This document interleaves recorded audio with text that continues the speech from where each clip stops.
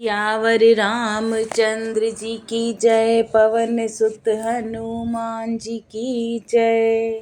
श्री रामचरितमानस लंका कांड। सभी वानर आकाश मार्ग से उड़ते हुए सेतु बंद बनाने के लिए दौड़े चले जा रहे हैं। आगे अस कौतुक भीलो की दो भाई, बिहसी चले कृपाल रघुराई। सेन सहित उतरे रघुबीरा, कही न जाय कपिजु तप भीरा। कृपालु श्री रघुनाथ जी तथा लक्ष्मण जी दोनों भाई ऐसा कौतुक देकर हंसते हुए चले। श्री रघुवीर जी सेना सहित समुद्र के पार हो गए। वानर और उनके सेनापतियों की भीड़ कहीं नहीं जा सकती। सिंधु पार प्रभु डेरा कीना, सकल कपिन कहूँ आयु सुदीना। खाऊ जाई फल मूल सुहाई, सुनत भालु कपि जय तै धाये।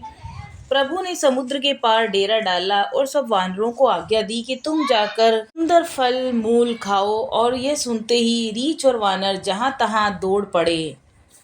सब तरु फरे राम हित लागी, ऋतु अरु कुरितु काल गति त्यागी। खाई मधुर फल बिटप हलावहीं, लंका सन्मुख शिखर चलावहीं। श्री राम जी के हित सेवा के लिए सब वृक्ष ऋतु कुऋतु समय की गति को छोड़कर फल उठे और वानर भालू मीठे मीठे फल खा रहे हैं, वृक्षों को हिला रहे हैं और पर्वतों के शिखरों को लंका की ओर फेंक रहे हैं। जह कहूँ फिरत निशाचर पावहीं, घेरी सकल भुनाच नचावहीं। दस नहीं काटी नासिका काना, कही प्रभु सुज सुदेहि तब जाना। घूमते फिरते जहां तहां किसी राक्षस को पा जाते हैं तो सब उसे घेर कर खूब नाच नचाते हैं और दांतों से उसके नाक कान काट कर प्रभु को सुयश कहकर तब उसे जाने देते हैं। जिनकर नासा कान निपाता, तिन रावण कहीं सब बाता। सुनत श्रवण बारिधि बंधाना, दस मुख बोली उठा कुलाना। जिन राक्षसों के नाक कान काट डाले गए उन्होंने रावण से सब समाचार कहा। समुद्र पर सेतु का बांध जाना कानों से सुनते ही रावण घबरा कर 10 मुखों से बोल उठा। बांधयो बन नीति नीर निधि, जलद सिंधु बारिश। सत्य तोय निधि कंपति, उदधि पयोधि नदीस। वन निधि, नीर निधि, जलधि, सिंधु, वारिश, तोय निधि, कंपति, उदधि, पयोधि, नदीश को क्या सचमुच ही बांध लिया है।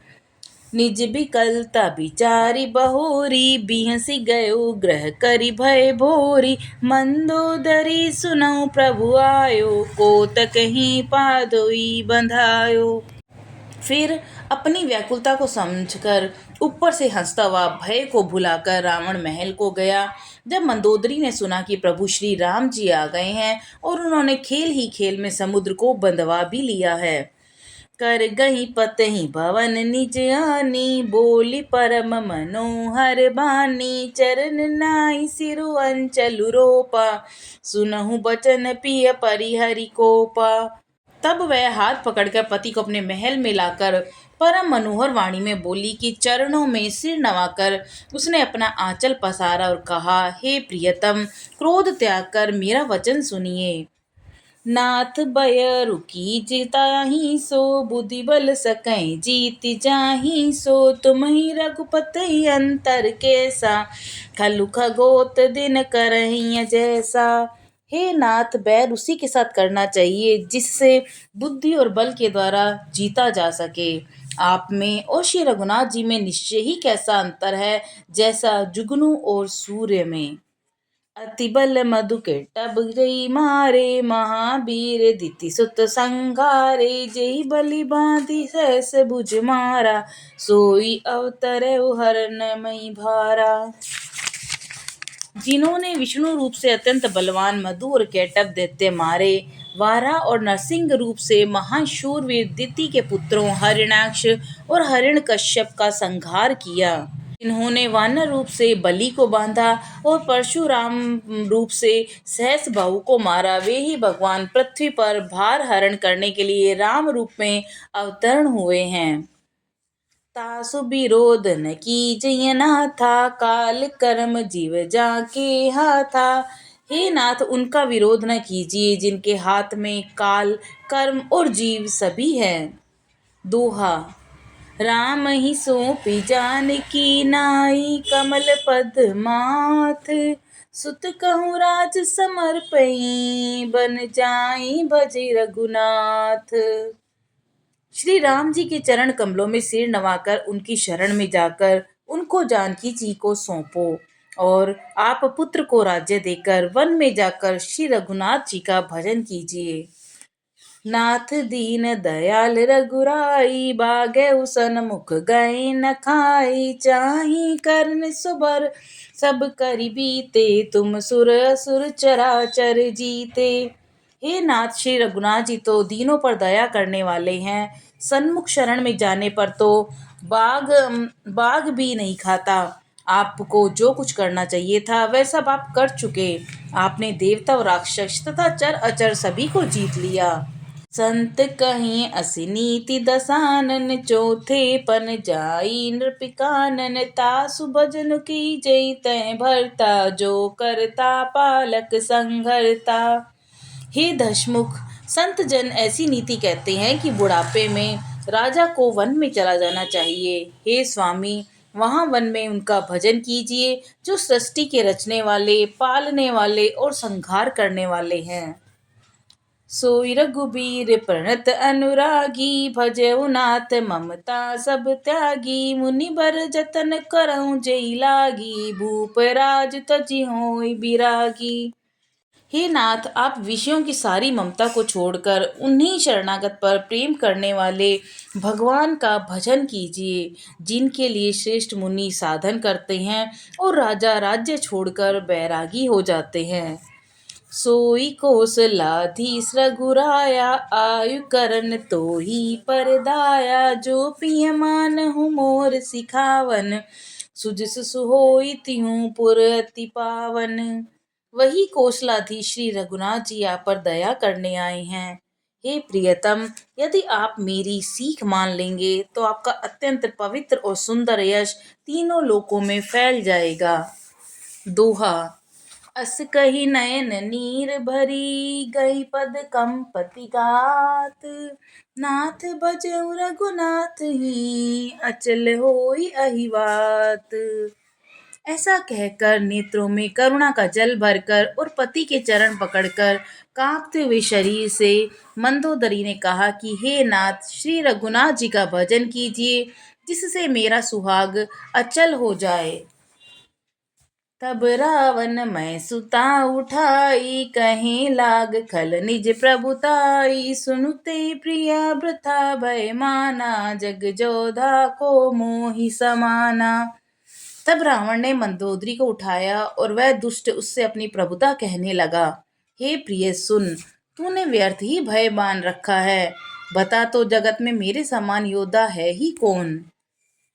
वरुण कुबेर पवन जम काला, भुजबल जितेऊ सकल दिक्पाला। देव धनुज नर सब बस मोरे, कवन हेतु पुजा भय तोरे।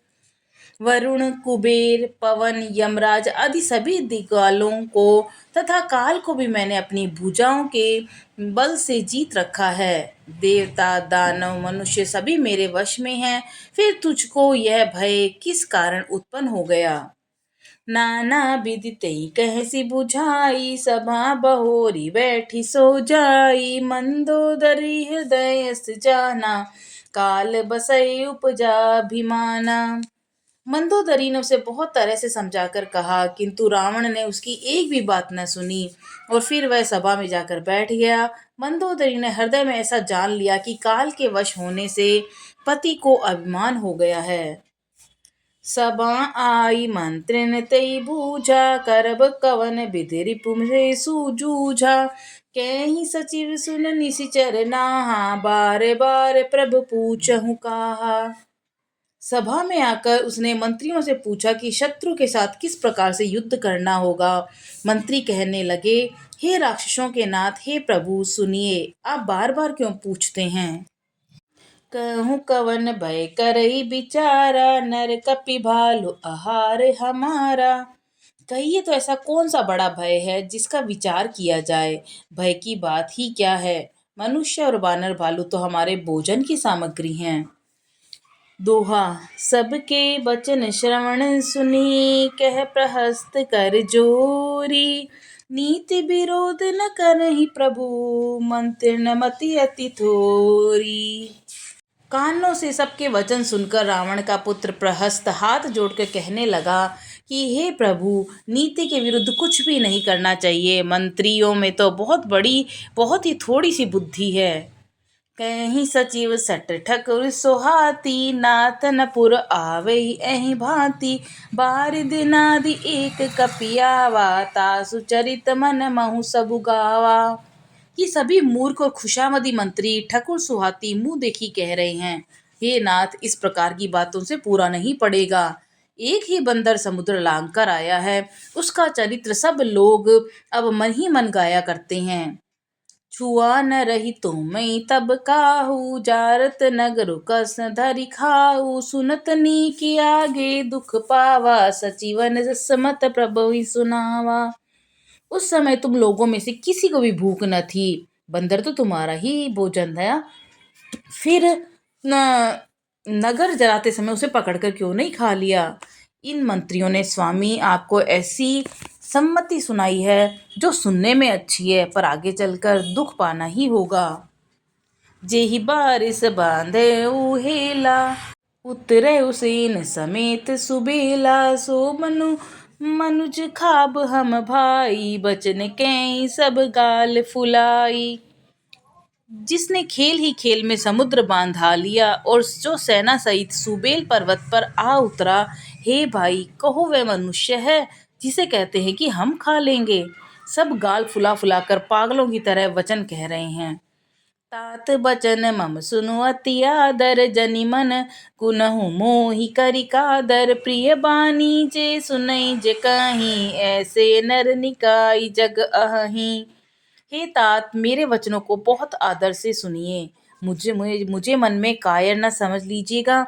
जगत में ऐसे मनुष्य झुंड के झुंड हैं जो प्यारी मुंह पर मीठी बातें लगने वाली बात ही सुनते और कहते हैं।